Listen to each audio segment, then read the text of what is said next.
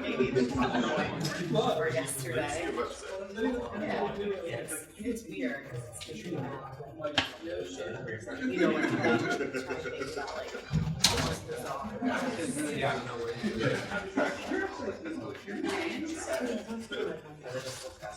We're good to go. Good to go? All right. Attention. Jasmine. I'm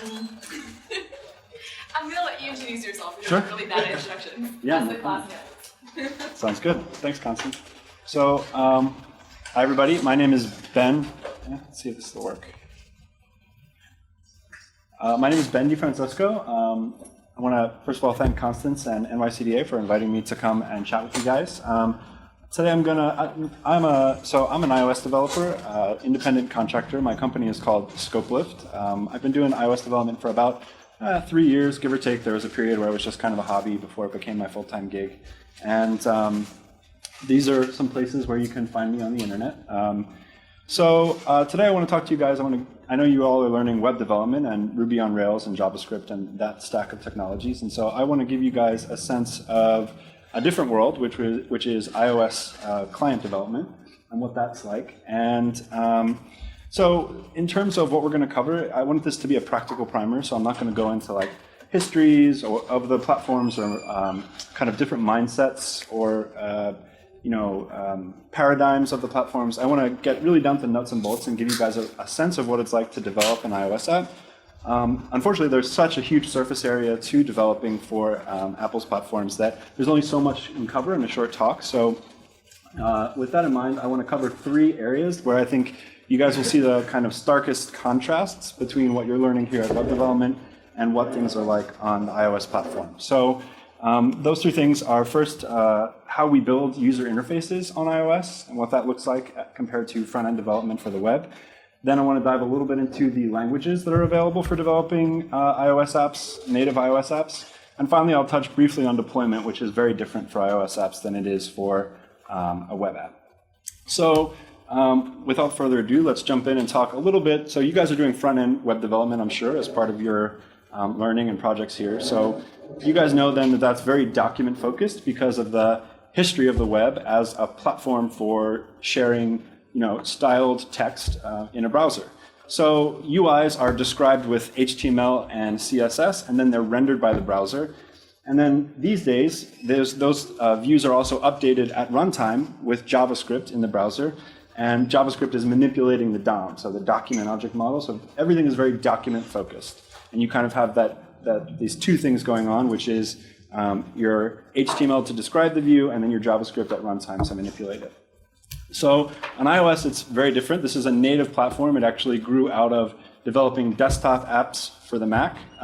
So iOS is a modified version of Mac OS 10, at least that's how it's got its start. And actually, even before that, it was part of a platform called Next, another desktop computer platform. So the tools we use for iOS have a lineage in building native desktop apps. And so in the world of iOS, views are just hierarchies of objects in your code. And those objects know a couple of things. They know how to draw themselves onto the screen and also respond to user interaction if they're the kind of control that needs to do that. And when I say draw themselves on the screen, what I mean practically is they're interfacing with system-level APIs that say things like draw a point here and a line here, stroke a path, fill a circle or an arc, those kinds of calls. They're actually C functions that you're calling. Now, if that seems ridiculously low level, it is, and you usually don't have to do that kind of stuff in normal day-to-day iOS development. That's because Apple provides a whole host of pre-built views and controls in a framework called UIKit. And these handle a lot of the common cases that you'll have in your everyday kind of app, things like labels and buttons and text fields and images and most of the stuff that you're used to interacting on your iPhone if you have one. If you want to customize those views, or if you want to build some crazy custom control or include some fancy animation, you may end up dropping down to that level I was describing of actually drawing things on the screen. But commonly, you can just instantiate and compose these objects, these UIKit objects that Apple's going to provide for you. Now, you can do that all in code, And some people still prefer to do it that way. But Xcode is the development environment for building iOS apps. It's an IDE, integrated development environment that Apple provides. We'll jump into that in a second for a demo. But Xcode includes a tool called Interface Builder. And what Interface Builder is an actual GUI environment for developers to build their views without writing much code at all. So you can actually drag things out, position them, constrain them, style them, all in this UI piece of software. And then Apple, the system that they provide, will compile those down into objects at runtime or at compile time that you can then interact with and bridge into your code that's doing the control and model layers. So I want to give you guys a look at what that actually feels like.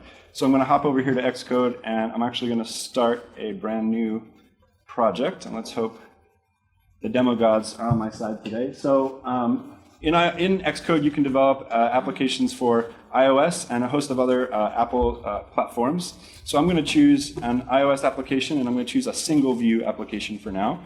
And we'll call it IB for Interface Builder Example, and get started. So you'll see that it drops me into this environment where I have some configuration for the project.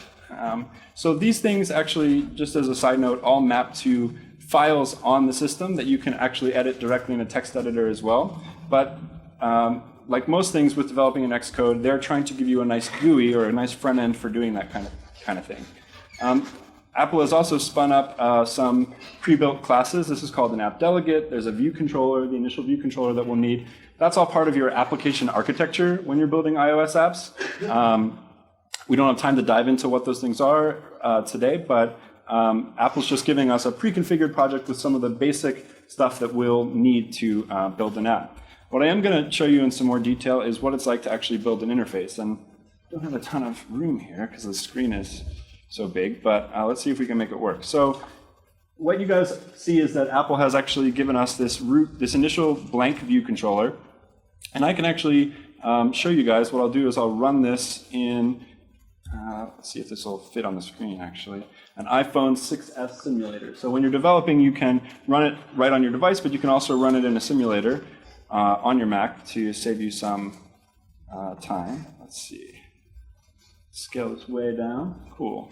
So what you're looking at is a very blank, unexciting app, but it did load up and ran in the simulator, so we at least know our project is set up and working. What I want to show you guys is the way that you can build these view hierarchies right in this system. Now, I'm going to move pretty quickly. I don't expect you to see like every detail of what I'm doing, but this is just to give you guys a taste of what this is like. So I can grab a label here and I can drag it out. Let's see, it's not going to do it. All right, I'll zoom back in real quick and I'll drag it out into my view and position it at the center. And we can actually add our initial text to that. Of course, in code, we could end up changing it later if it was displaying some dynamic data. We can add some initial text and position it right in the center there. And now if I run the simulator, it's going to compile this down, and we see that label, but we see it in a position we didn't expect. It's not in the center. That's because we didn't constrain the label. We just put it in an absolute position.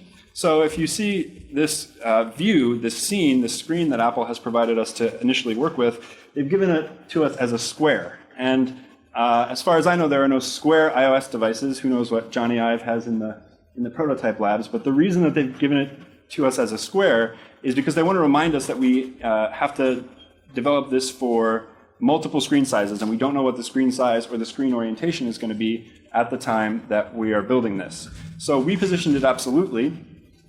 In the old days, when there was only one iPhone screen size, that was all you had to do. But these days, you actually have to constrain your UI elements in a way that will work across all the different screen sizes. So any iPhone screen rotated in any position. You can also build universal apps that will run on both the iPhone and the iPad, and there you have to deal with even more screen configuration. So what I can do is actually hold down the control key on my Mac, select the label, click and drag out to the parent view, the root view of this screen. Click here and select two options, center horizontally and center vertically. So what I've done, I'll go over to this inspector over here and show you guys that I've applied two constraints. to this label, telling it to center itself in the vertical and horizontal directions with whatever screen it's running on. And now if I run this simulator, we will see that the label is positioned where we would expect it to be, in the center of the screen. So the next thing I want to show you guys, what you can do in Interface Builder, is actually building, so this is what's called a storyboard. A storyboard, it's called that because it's used to configure and control the segues or the flows between your different screens. Everything that I'm doing here you can do in code, and sometimes you have to, but you can do a lot right here. So I'm going to delete that little arrow, and what that arrow was telling the system was that that was the root view controller of the storyboard. And I'm going to drag in a different kind of screen, a different kind of view controller called a navigation controller. If you guys have iPhones, you're used to seeing these. What these do, again, this is provided by the system as part of UIKit, and it provides that Chrome at the top with the navigation bar and the back buttons and the titles. And it comes with a table view, which is another kind of view controller that kind of lists cells out that is provided by the system. But I'm actually going to go ahead and delete that. And instead, we're going to create a relationship here, again, by holding Control and dragging over here and setting this as the root view controller of my navigation control. Then I'll pop over here and I can add a title here to my navigation bar. And then I'll tell the system that this navigation controller that I added is now the initial view controller, or the root view controller of the whole storyboard. So if I fire the simulator up this time, we'll see that we have that navigation Chrome that we're used to seeing on iPhone apps at the top of our app. Looks a little funny because of the scaling, I guess, but there it is. So I'll show you one more thing, which is that I can now, I'll remove that relationship and instead drop another view controller in. I'll just do a vanilla one this time. I'm going to set this view controller as the root of the navigation. I'm going to put a button into the view and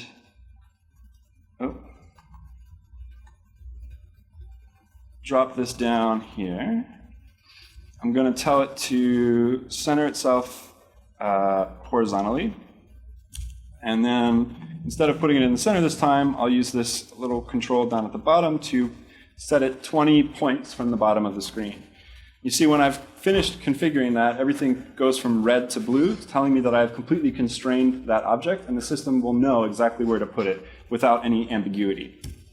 So if I now can change the title of that button, and one more time, I can click and control drag to our original view controller. And instead of setting it as the root view controller, this time I'm going to perform an action segue, which is called a show, which is a show segue is a default type of segue in a navigation controller that animates the view in from the side of the screen. Again, like you're used to seeing on iPhone apps if you have one. So this time, if I run the app, we will see our button at the bottom, as we expect. We still have the navigation Chrome up at the top. If I click the button, I now segue into that other view that I had put there. I also get for free the back button, and I could configure what that said, or if it said anything if I wanted to. And I can go back to that view from one to the other. We can also do a lot of stuff like styling things. We can make this look real ugly if we want to. So I can bump the font size way up. I can change the font. I don't know. And you'll see that this says, the system is telling me with this yellow kind of label that the parameters of the label has changed. So it's expected to be a different size, but that's not where it's actually configured right now. So if I tell the system to fix that misplacement, it updates my preview and interface builder here to what it should actually be. And then, before we do that, let me show you one other thing, which, along the same lines, I can, for example, change the background. The gist is that you can change the styles here for lots of different items, and there's lots of different properties that are available. Now, that's good and bad. Like, you have to learn how to use this piece of software called Interface Builder, and there are lots of sharp corners that exist, and it can be definitely frustrating and annoying at times. On the net, though, I think Interface Builder is a win. It saves you from having to write a lot of boring code like, instantiate a label, position it at this X and this Y, instantiate a button, et cetera, et cetera. Those things aren't very exciting. They're prone to bugs. You have to do one thing at a time and run the simulator, so that feedback loop is kind of slow. And Interface Builder solves all those problems. And I think on the whole is good for that reason. The last thing I'll show you is that we've been running this on a 6S simulator. But since we built our constraints in a way that will work across different screen sizes, if I now fire this up in a 4S simulator, it's still going to look like we would expect. And I can even rotate the device. And all for free, I'm getting that positioning the way that I would expect it to. So we haven't written a line of code, but we have an interface that does some things here. And we could connect that interface to our code if we wanted to, and get to writing the next levels of our application. So speaking of writing our application, that was our demo. Let's talk now about the languages that we use for web development and how those compare to what's available for native iOS development. So languages used for back-end web development are typically dynamically typed, garbage collected, and they're usually interpreted. And those things tend to emphasize flexibility and productivity over like raw computational performance. They're often used in conjunction with frameworks that provide these common tasks that all web apps are going to do, things like routing or asset management, your database ORM like Active Record, which I'm sure you guys are learning with Rails. So you guys are learning Rails, but similar frameworks and languages are Python and Django, PHP and Laravel. You'll hear about those. And they're different, of course, but they're very similar in what they provide. And I'm confident that you guys, with the knowledge that you're learning here on Rails, would be able to pick up those frameworks and those languages pretty quickly because they have a lot of things in common. On the front end, as we mentioned earlier, we also have JavaScript, which is another dynamic, garbage-collected, interpreted language. And with Node.js, we also have JavaScript on the back end sometimes. So you see that commonality across web languages. Of course, that's not universally true. There are a lot of big companies that use Java, for example, for their back-end web development, or Microsoft's .NET platform. And those languages have some different characteristics. But most of the kind of fast-moving small companies doing web development that we're used to interacting with are going to be using one of these tools. So in contrast, for iOS development, you have two languages available to you. And they're both kind of developed and stewarded by Apple. So Objective-C is a compiled C superset, and it adds object-oriented paradigms through message passing and a dynamic runtime. So there's a lot of like CSE kind of words. The bottom line is that it is syntactically a lot different from what you guys are used to in Ruby. It has this crazy bracket syntax, and it also, being a C superset, what that means is anything that you can do in C, you can do in Objective-C. And in fact, you are often interacting with C libraries that talk to the system directly. So like I was talking about drawing those views, you're interacting with C libraries when you're doing that kind of stuff. This language was first introduced in 1983, so it's been around a long time. You could kind of think of it as an alternate history to C++, which also added object-oriented programming on top of C, but did it in a very different way.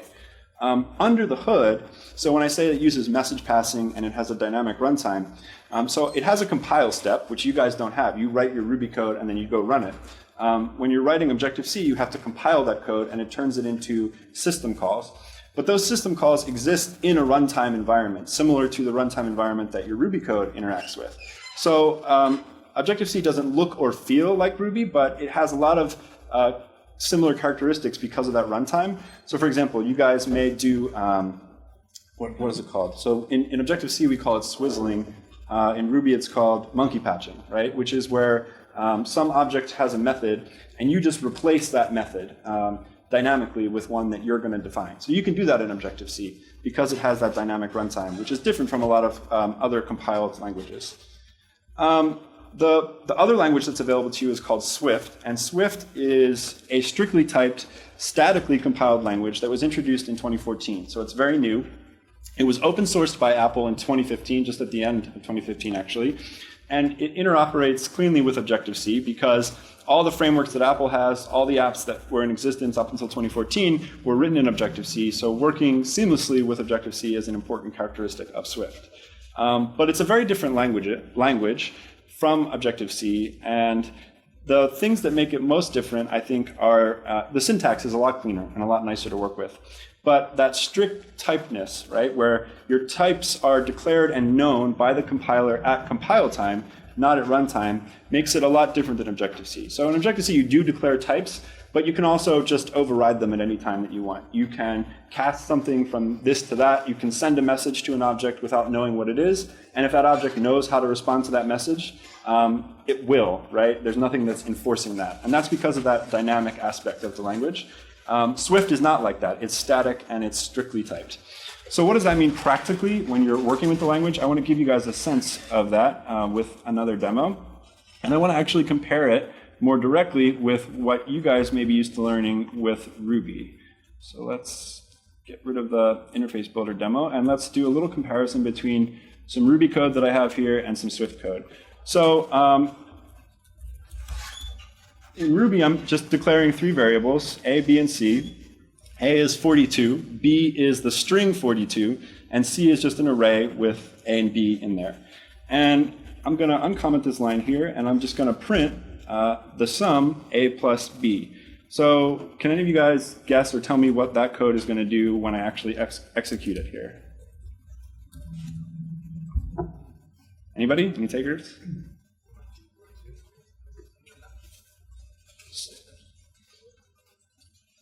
Any confident answers? 42, 42. It's going to be undefined. Okay, so somebody said maybe it'll say 42, 42. Somebody said undefined. So what it does is it spits what's called a runtime error. So it goes to execute that line of code, and it says, I don't know how to take a string and turn it into a fixed num, a number. And it just blows up and it throws an error. So let's take a look at how that's different in Swift. So in Swift, I'm declaring the same 3 variables. I have this let keyword. That's a part of Swift, but we won't dive into what exactly that means. Just know that I'm declaring these 3 variables. And then I'm going to print A plus B. What happens when I go to run this code? Well, because it's a compiled language, before I run it, I have to build it. So I'm going to, I'm used to using keyboard shortcuts. Here it is. I'm going to build the code. Oh, and it doesn't let me build the code. So I have this step before I can even get to running, which is building. And when it does that, compiling, the system tells me the binary operator plus can't be applied to the type of int and string. So when I declared these variables up here, A and B, the system looked at what I declared them as and said, I know that A is an int, an integer, and I know that B is a string. Plus, the operator plus is just a function that is defined across different types, and it's not defined for an integer and a string. So the system used all this information at compile time to determine that this didn't make sense and that it should throw an error. And that's different from what Ruby did, which was to throw an error when it got to that line and tried to execute that code. And I'll show you what I mean by jumping into this next little example here. So let's comment that back out. And in this case, I'm taking each element of C, which is just A and B. I'm taking that value and I'm trying to print the value plus 10. So real quick, that'll work. So let's run this again. Anybody have any predictions on what's going to happen this time? What output we'll see, if any? You need to have some sort of function or method that makes B an integer. That's the only way that you can have those two, even with value. Right, so we know we're going to get a runtime error, but it's important to note it's a runtime error, so that means first we get 52, because the first value in our collection was 42, which is an integer, so it happily runs that code. When it gets to the point where it has B and is trying to add it, it doesn't know how to do it, and so we get the same error that we had before. The important thing to notice there is that our code ran up until the point where something went wrong, and then it blew up. And again, when we go back to Swift, I've uncommented the equivalent code in Swift here. I'm going to try to do my build step. And once again, the code isn't going to compile. See, when I declared this C, it looked at what I was putting inside of it, and the compiler inferred that these things were objects, but they were different kinds of objects. One was an integer, one was a string. So the most common, lowest common denominator between them was an object, any object. And it didn't know how to convert this in a way to make this addition work. And so again, it didn't even build. I don't get a runtime error, I get a compile time error, and I have to do something in my code to fix that, to make the compiler happy before I can execute that code, right? So there are trade-offs here that are happening. I have maybe a little more work to do up front, but I'm getting some assurance from the compiler and from the type system that what I'm doing is considering the different code paths that are possible. One more quick example along the same lines. I'll kind of run through this one. This time I'm going to declare a function, and that function is going to take some value n, and then it's going to print the concatenation of the answer is n. Once again, as you guys could probably guess, when I run this code, I'm going to get the answer is 42. That one works. And then I'm going to blow up. So it doesn't know how to take, so I did it in reverse, right? I did B first and then A when I did the function calls. So for the string, it worked fine. But when I got to A, it blew up at runtime. Similar thing here with Swift. The one thing I want you to notice that's different here is that when I declare my function with the func keyword and the name of the function, instead of just saying n here, I actually have to provide the compiler with the type of the parameter that I'm going to pass in. So I'm going to say this function makes sense for strings. Now the compiler knows that, so I had a little work up front to do, which is to think about my types. But when I go to build this, it's going to work, which is weird. Oh, because I didn't uncomment the actual calls.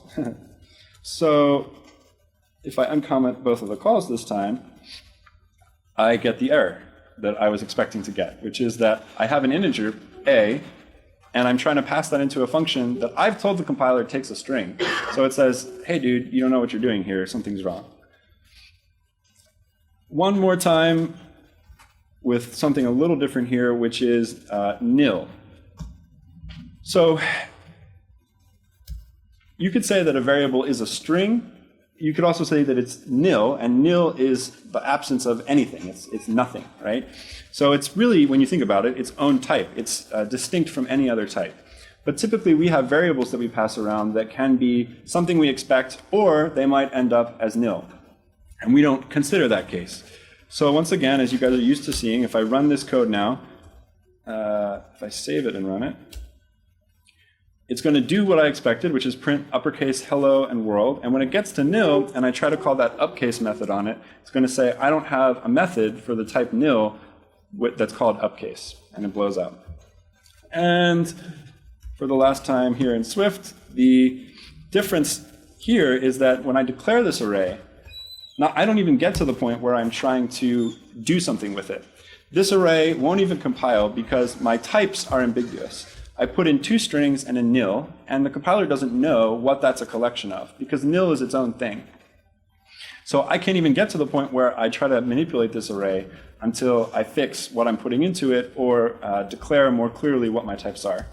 Real quick, I do want to run through what the solutions for this looks like in Swift so that you can actually see some code execute. How am I doing on time, Constance? Pretty good. All right, cool. So we can run through this then. So now I'm going to say that I wanted to do these things, and I wanted to actually make them work. Like the gentleman mentioned, like I wanted to take those integers and turn them into strings so that I could actually print it out. The way that you do that in Swift is right here to cast. This isn't actually a cast. This is instantiating an integer. So I'm creating an integer object, and I'm passing in b, which is my string. Now, that makes sense. If the string is something like 42, I know how to make a string from that, or an integer from that string. But if I put the string hello in here, I don't know how to make an integer from that. So if in the case that I pass something that doesn't convert into an integer, this is going to return nil, which, as I mentioned before, to Swift is a distinct type from a string. That means I have to do this thing called optional unwrapping, which says bind to num b what comes out of this instantiation, if it works, if I get something other than nil. Otherwise, here's this other code path that I want to follow. This will now compile, and when I run it, finally running some Swift, I get the output that I expect, right? And I also created a new array here and iterated over them with the correct values. And if I were to put something up here that didn't make sense or couldn't easily be converted into an integer by the system, and I ran that code, I get this code path where I print b cannot be converted to an integer. Now, there's a lot going on there with the unwrapping of the optional that I don't expect, it took me a while to wrap my head around that. Optionals were a new thing in Swift. For me, at least, they exist in other languages, but I had never encountered them before.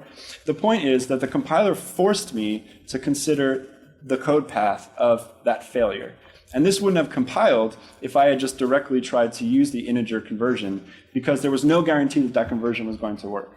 Now, I don't have to have an alternate path here, but I do at least need to ensure that it worked before I work with the result that it produced. I'm going to skip the function call one, because I think this is pretty obvious what's going on. I won't bother running it. I'm basically just instantiating a string with the integer and declaring that answer. That will always work, right? There's no failure path for that. There's no nil path, because any integer can always be converted into a string. You just put quotes around it, so to speak, and it'll work. What I will show you is one more example of how this optional unwrapping works in the case of a collection. So in this case, I'm actually annotating my type. I haven't had to do that yet. I'm doing it here. And what I did say is this variable hi is going to be an array of string with a question mark at the end. And string with a question mark at the end means string optional, which means it might be a string or it might be nil. It might be nothing. And what that lets me do, what that says now is that this array can actually be, I can put nil into this array and that will work. But when I go to use the values, I'm still going to have to do that thing that I mentioned earlier, which is called unwrapping. So I'm doing it a little differently here with a guard statement. The point is that I'm binding to value the result of unwrapping this as a string, and if I get nil instead, I just return. I don't do anything. So now when I compile and run this code, with these three elements, hello, world, and nil, the results I get are hello, world, and that's it. Nothing else happens. That's because, again, the compiler forced me to consider all the paths in my code, and it said, what are you going to do if you get a nil in this array? And I decided I was just going to return and do nothing. So now instead of getting a runtime error, I handle that situation gracefully.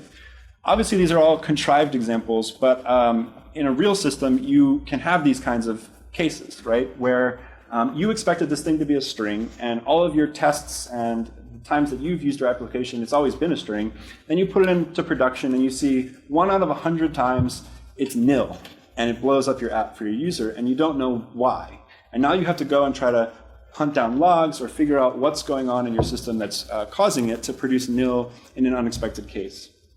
If you were using a language like Swift, the compiler would at least have forced you to consider the case of nil in your code path. And so you could degrade gracefully, or you could send a specific log message somewhere to alert you that something unexpected was happening in your system. Or there are plenty of cases where it's just normal to get either a value or nothing, and you just proceed based on what that is. But the point is that if, there's a lot of details here. If you get anything out of this little demo, what I want you to understand is what the type system is providing you. It's giving you a little bit of work up front, but it's forcing you to consider these paths and giving you more confidence that your code is correct and will handle different cases when it's running in the real world. So there are trade-offs, right? That little bit of work and upfront effort for at least ostensibly more robust code at runtime. So any questions so far? I know I've been kind of like whirlwinding through stuff. Sure. So are there runtime errors? Yeah, there are runtime errors. So you can still do things to break the system. You just have to try harder to do it. And more of the cases are going to be covered by the compiler. So there's runtime errors. You can still run into runtime errors that the compiler just could never catch because it can't statically analyze everything, right? You can also there's like special syntax that you can use to what's called force unwrapping, which is like, I don't care if this is nil or not, I just want to use it, or I don't care what the type is, I'm going to use it as this type. You can do that if you really know what you're doing, but you can also mess up and create a runtime error by doing that there. So it gives you the flexibility to say, like, I don't want to have to think about the types right now, I know exactly what I'm doing, just do it. But when you do that, you could cause the system to blow up. So anything else while we're on this, related to this or to the interface builder stuff I showed before? Cool. So in that case, we will soldier ahead and talk briefly about deployment. So deployment between the web and iOS is very different. So on the web, you can deploy often and early. You just push your code up to the server whenever you feel like it. And this is simplified and made more robust these days by awesome things out there like continuous integration, these hosted solutions like Heroku and DigitalOcean. Are you guys using any of those for your projects? Which ones are you guys using? Heroku? Heroku is awesome. It's great. It's a great way to get started and get something up and running fast. It's cool. So these things are great for the web. And another thing that's great is that your updates go out to the user the very next time they refresh their page.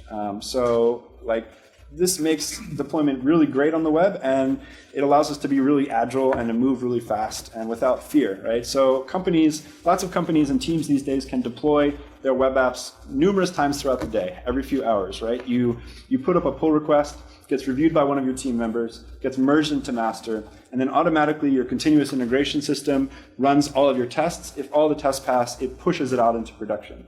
If something goes wrong, you get some kind of error messages, and you can roll your system back to the previous functioning version instantly. So there's very low risk, and you can just move really fast. And that's actually one of the greatest or the best parts of web development from a developer standpoint. And things are very different on iOS, and just to be honest, they're worse. So for the developer at least, right? So deployment is gated on the app by the App Store and the dreaded review process. So you have to code sign a binary, and from within Xcode or using a command line tool, you push that up to Apple and you wait for approval.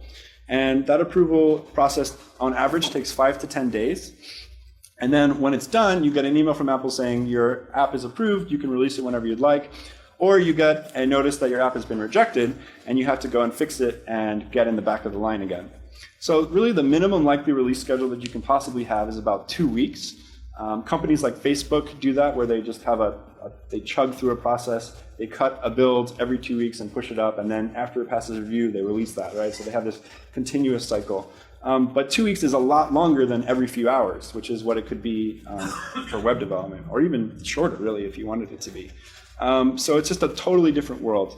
The other thing about it is that when an app is updated, that new binary is up there on Apple's servers, but all of your users have apps already installed on their iPhone, and it's going to take a while for them to roll those updates out, right? It's not like a web page where the next time they refresh, they're getting the new code. They have a binary sitting on their phone that has to be fully downloaded and replaced by the App Store before that will run. So it's a lot better these days now that most people have auto update on their phone, but not everybody does. And even then, auto update doesn't happen until the phone is charged and connected to Wi-Fi. So you see really uneven distribution of your deployments going out to your users. And I think this ties in back into what we were talking about with Swift, which is having a language and a compiler that forces you to consider more carefully all the code paths and all the possibilities in your system, right? Because if you deploy something and you find that for 1 out of 10 or 1 out of 100 of your users, which can be a lot of people if you have a lot of users, something is breaking, the absolute soonest you're probably going to be able to push a fix out to them is 2 weeks. And even then, they may not download the update to their app for a while later, right? So having some path in your code where something becomes nil unexpectedly and that causes the app to crash is a lot more costly if your deployment cycle looks like this. So actually, that's really all I have. Here's my information again if you guys think of any questions later and want to ask me. And I could also take questions now if there's time. Cool. That was great. What are things that affect the review process timeline, make it easier to get to the Yeah, great question. So Apple has something called there's a whole bunch of guidelines that Apple publishes, right? They're kind of legalese. They're like maybe not as bad as like a like terms of agreement or something like that, or a contract, but they're a little bit like that. And so you want to just make sure that you're within those guidelines. You also want to make sure that your app doesn't have any like obvious crashes and stuff like that, which you probably want to do anyway. But if the reviewer opens up your app and like taps a button and it crashes, they'll reject it and say like it crashes too frequently. But I wish I could say that it's like super consistent, but there have been lots of cases within the iOS developer community where like one app is doing something and then another app gets rejected for doing something similar. And the truth is that's just because these are reviewed by humans and people doing the review have different opinions. There's also, when you're submitting your app, you can provide notes to the reviewers. So it's generally a good idea if there's anything that they might question or that you want them to pay attention to like let them know that in the notes. That's going to help as well. You also get 2 times a year where you can automatically bump your app to the front of the queue. So if you do find like a really bad bug and you need to push a fix really fast, a couple times a year you have the opportunity maybe to do that, but you only get like 2 golden tickets, so you have to use them strategically. Does that mostly answer the question? So when you're building an app for a client, for instance, are you modeling your app after something they've already deployed, let's say it's a mobile version of their website, or are you creating the app first and then they have their developers almost creating like a copy of your app for the web? Yeah, that's actually a great question. So it's interesting. These days things are kind of fractured, right? Like, so there's usually, so assuming you're building an app that has some kind of back-end component, is a part of a service that also has a web service, you really have, generally these days, 3 separate kind of experiences your users can have. One is the web version, then you have an iOS app and an Android app, typically. And so certainly as a developer, you are consuming data from the backend, so you're going to have to talk to the team that's developing the backend.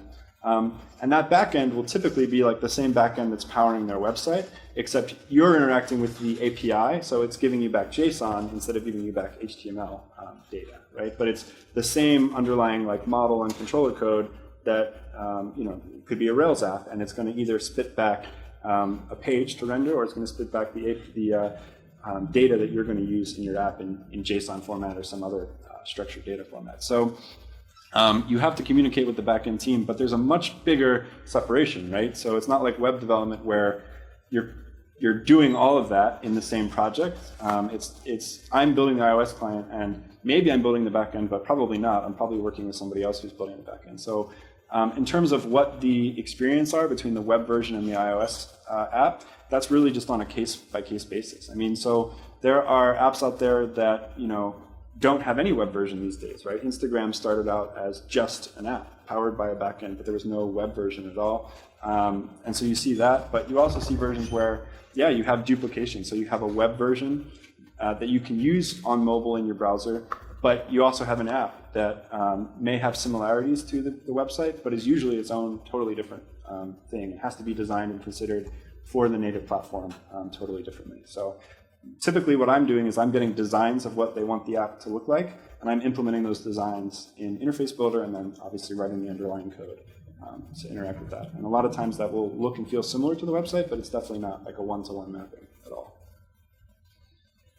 I was wondering what the backend usually looks like for an app or a client. How often you're using core data on the app, on the code itself, and their backend servers, or what servers you guys will choose, and whatever conflicts and merging. Yeah, that's a really good question. So, so this gets to something else which is a little bit different when you're developing an iOS app, is that you're really developing like a client, right? You're not living inside the browser, right? So there's none of this, there's no backend rendering HTML. It's like, I am a client, and I may or may not be connected to the internet when the app starts up, and I'm going to have to get data and send data, and I have to think in the mindset of being just like a client running on a device. And so every app is going to be different. When you fetch that data, what you show the user while you're fetching that data, what the flows are between screens as data loads up or doesn't, is all totally up to you. You're not living in like the page refresh cycle of the browser. So for a lot of apps, for example, you'll do a background fetch of data. You'll get some kind of like structured JSON back, and you'll cache that in what John mentioned, core data objects. So it's kind of like an ORM, but for caching data on the device, right? So it's like a SQLite database, and you can structure your model objects to map to things in that SQLite database. So a typical pattern would be like I'm pulling down some JSON, I'm converting that JSON into model objects, and then I'm caching them on the device with core data or with some other persistence store.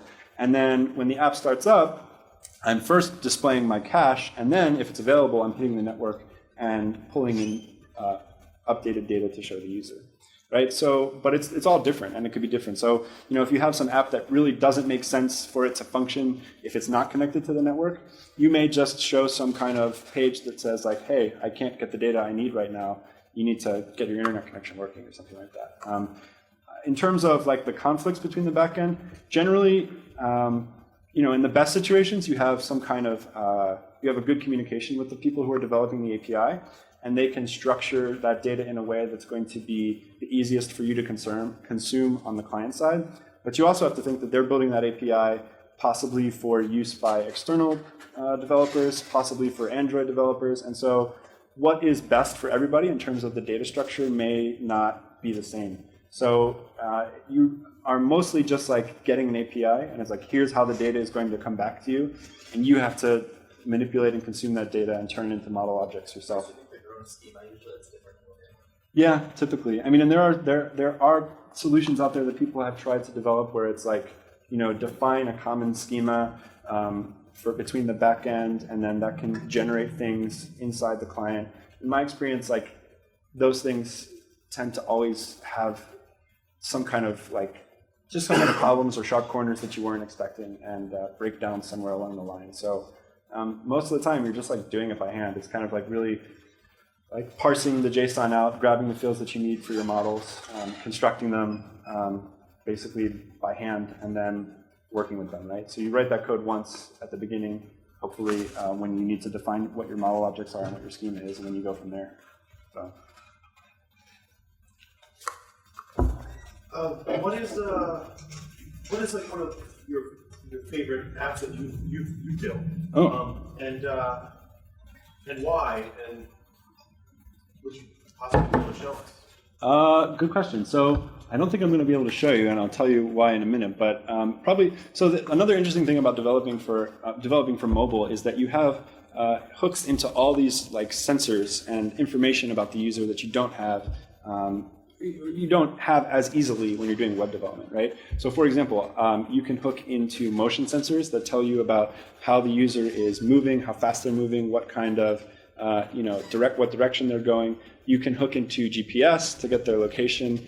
So you can do all this, you have access to this, to a whole bunch of data that you don't have before, and you also know that you're on the user all the time. So I have a little side project app that I developed to learn some of those APIs for motion sensing and for GPS. And it's like, I have it on the App Store. I sell like 1 copy a month or something. It's like totally not a problem that anybody wanted to have solved, but I thought it was interesting and wanted to build it. And what it does is it detects you just install it on your phone, and it runs in the background. It barely uses any battery, but what it does is it detects when you start driving. So if you get in a car and start driving, it knows that you're driving, and then it checks the local weather conditions. So it has cached your weather data for the current conditions. And if it's like raining out or snowing, it gives you an alert reminder to turn your headlights on. So you like get in the car, and like a minute or two after you start driving, it says, hey, it's raining, turn your headlights on. And like that was just an idea I had, and I was like, is it possible to build this? I want to learn these APIs anyway, and so I built it, and it was a lot of fun to interact with those sensors. So obviously I can't really show you that right now, but if you want to buy it, it's on the App Store. What's it called? It's called Headlights. Very creative names. You can sell that data to insurance companies. I guess I could, right? Yeah. But it's just it was just a fun project.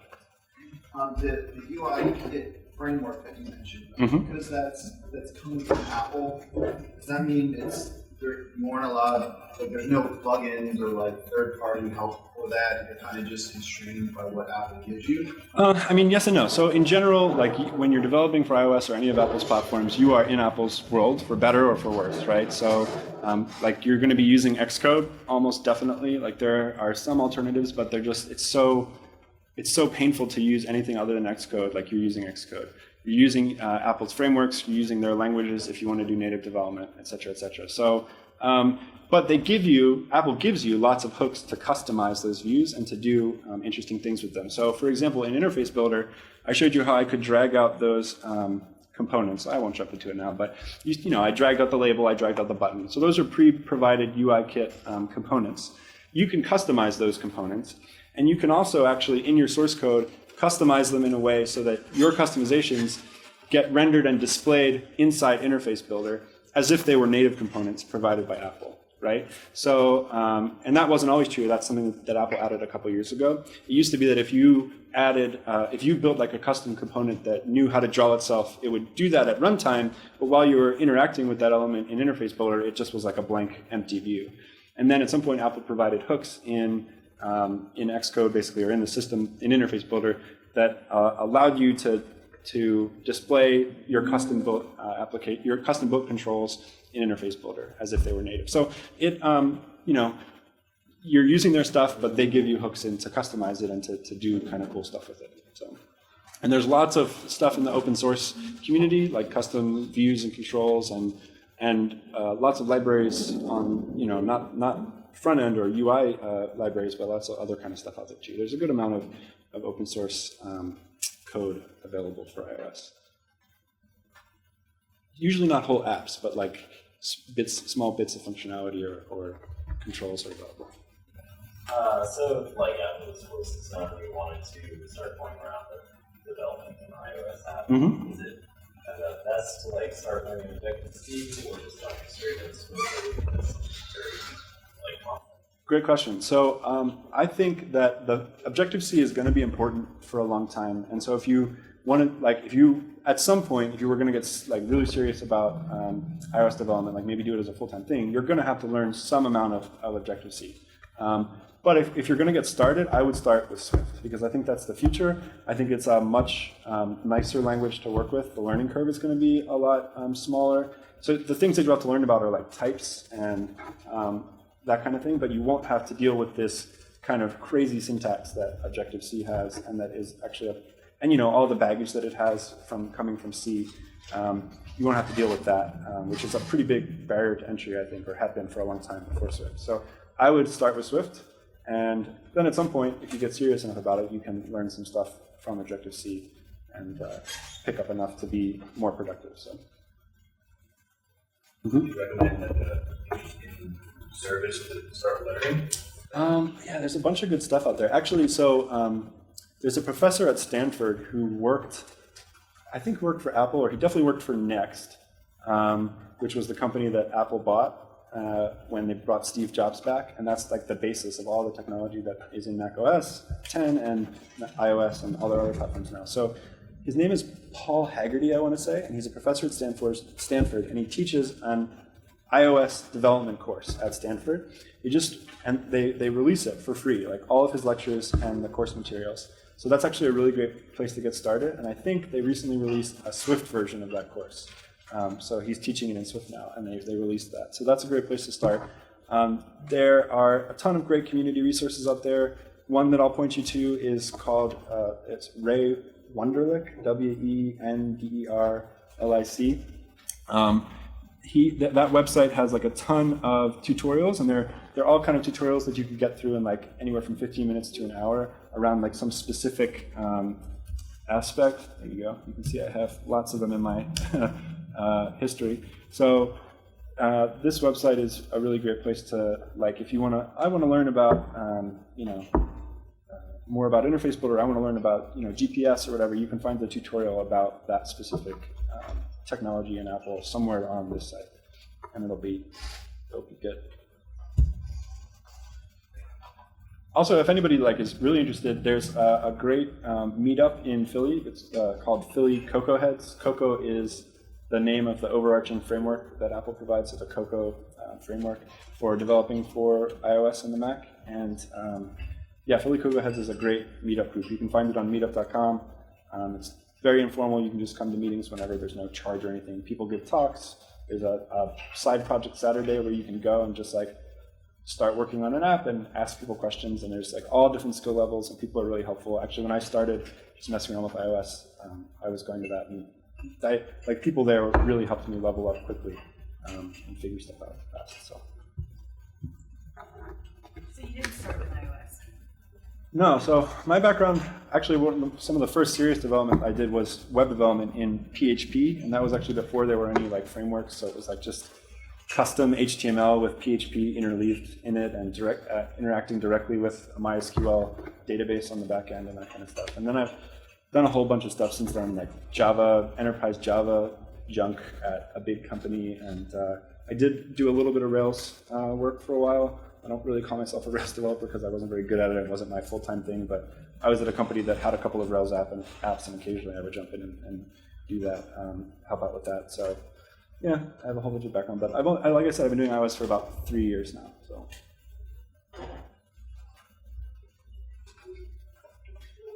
anything? What spurred the transition? Was there like a final straw that was back, or who or what was the inspiration for you to switch over? Yeah, that's a great question. So actually, it was mostly like it was mostly just out of curiosity. So I had been, like obviously like iPhone. Like everybody has an iPhone these days, and apps are like the hot thing. And I was just like curious, like, hey, I know how to program. I wonder if I could learn to build apps and what that would be like. And so just like messing around with it on the side, just playing around for fun. And I actually found like, so we talked a little bit about types and types versus dynamic languages and these kinds of things. If you guys get deeper into your programming careers, you'll find that there's like developers tend to like one type of programming language or another. And for me, like web development and all the dynamic stuff, like I totally understand how it's powerful and what the trade-offs are. My personal preference comes down a little bit more on the like static typed kind of languages. And so I found myself liking iOS development more than I did web development for those kinds of reasons, right? And there were good and bad aspects to it, but in general, I found it more enjoyable. So personally, so that was kind of why I went deeper with it after playing around.